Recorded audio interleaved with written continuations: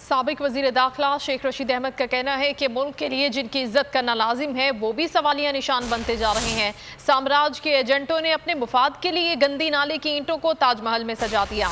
इमरान खान की इस्लामाबाद के लिए कॉल दुनिया को हैरान कर देगी। पाकिस्तान की सबसे कम मुद्दत वाली ये मौजूदा हुकूमत होगी।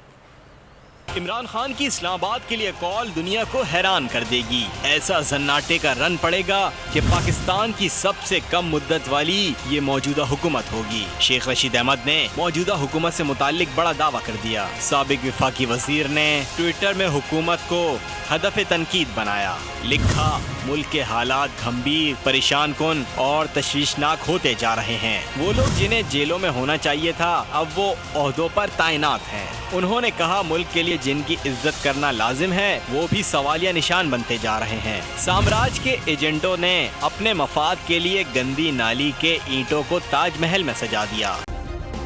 सब्सक्राइब करें और बेल दबाएं ताकि कोई खबर रह न जाए।